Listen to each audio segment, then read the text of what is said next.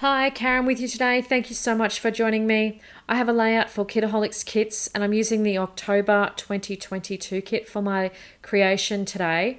And I could not go past this heart patterned paper. This was absolutely my jumping off point for my layout today. I hadn't even chosen a photo at this stage, and I felt that these hearts deserved some fussy cutting out, and they are going to be my absolute feature on the page today. I loved how they turned out. I loved being able to keep the color tones around the edges, but what I did find was I felt that there was a little bit too much white and it wasn't quite popping in my mind of how I wanted it to look. So to create a little bit of color to these, I just grabbed out some crayons from my stash and thought I'll just create some watercolor tones around the edges. And to do that, I'm just drawing down some of the crayon and then putting a little bit of water on my finger and smushing it around. Now, one thing I found when I was doing this, it wasn't smushing and turning into watercolor as much as I would have liked because I hadn't gessoed these hearts. So what I do is I grab my clear gesso because you could also use white gesso for this, but I did want to keep the lines of color around the edges to be clear and showing, which is why I use clear gesso. And just put your clear gesso all around and waited for that to dry. And once that was dry, I could then draw around the shape of the heart and then create some watercolor tones on the page. Now, I did try going in with my brush, but I found that I didn't really like that as much as the effect I could get when I used my finger. So I do stop using the brush and then come in with my finger and am able to get a really lovely definition around the heart. So I'm not going to show you me painting all of these, but I will explain how I got some of the color tones. So the pinky tone I got by using some pink on the crayon and also some red crayon. And the reason I did that is I wanted to give a little bit of, depth to the color, and it wasn't just one straight color of pink. And I really love how these turned out, and you should be able to see that in the close-ups a little bit later as well. For the orangey, mustardy, sort of yellowy color, I've used the yellow crayon and also the orange crayon, which really gave a lovely contrast to that. And for the aqua sort of bluey tones, I've used some of the teal and some blue as well to create those. So it took a little bit of time, but I really love how these turned out. I think it was really dramatic to then added them on to sitting on top of another patterned paper, that beautiful teal patterned paper. I did consider doing another lot of mixed media and have a white background, but I really wanted that sort of dramatic tone, I guess, with using the full piece of the patterned paper. And I really love how these hearts jump off that page. My photo today is a photo of myself and Jacob. This was taken on his birthday this year. We just had a family lunch afternoon together, and this is just a quick selfie that I try to take every year. So I did manage to do that.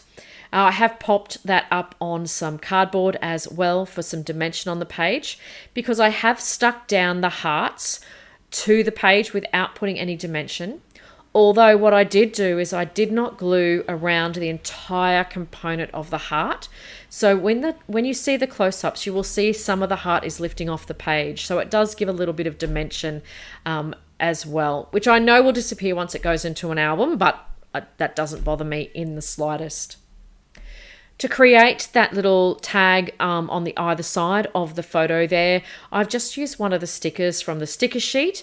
I popped it onto a piece of scrap paper and fussy cut that out because I wasn't sure where I wanted it to go. So I love being able to create stickers and just turning them into ephemera pieces basically. And then just popped it on both sides just to give a little bit of dimension against that photo. It was around this time when I kept experimenting with all of the ephemera pieces that I felt they weren't quite matching well enough with the hearts that I'd created. I felt I needed more hearts on the page. So to create those hearts, I'm going to do some more fussy cutting and creating some hearts of my own. And to do that, in amongst my stash on my desk, I have I have a series of just cutouts from, cut files and things like that I can use as templates.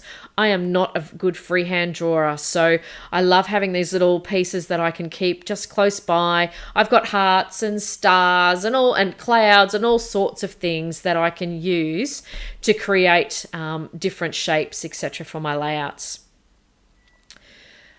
Now, to do that, what I did is I've just fussy cut out all those hearts using the main colours, so the pink, the yellow, and the blue tones. I also have, just for a dimension, so they sit off the page, I did add some of the crayon around the edges with a little bit of water as well. It's a little hard to see right now, but you will see that in the close-ups. It just gave them the ability to be sort of a little bit more dimensional across the page and gives them a lift from the patterned paper that's underneath. I'm also going in to give them a bit of a ruffling up as well. So with my distress tool and also my fingers, and it just gives a lovely dimension and feel to the page as well.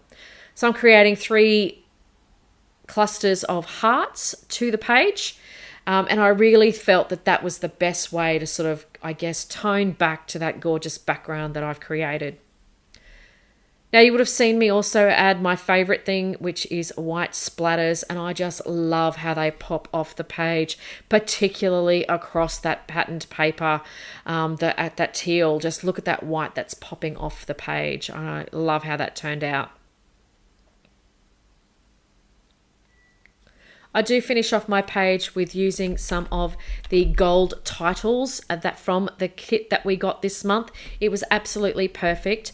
And one of the good things about these particular titles as well is they're really bendable. So I was able to place those around the edges of the hearts, and I really love how that turned out. So in the end, this is a super simple layout, a little bit of effort with some mixed media and waiting for things to dry. But other than that, nice, simple one to pull together. And I think a really lovely way to just celebrate that birthday of Jake's and the photo of him and I. So I've got some close-ups for you. As always, I will leave in the description box below all the links to where you can find out all the information about getting the kits from Kitaholic Kits. They are chock full of wonderful products every month. Steph does a great job curating. We have lots to choose from every month, and they all tone beautifully in together. I want to thank you so much for joining me today. I really appreciate you spending some creative time with me, and I will see you next time. Bye for now.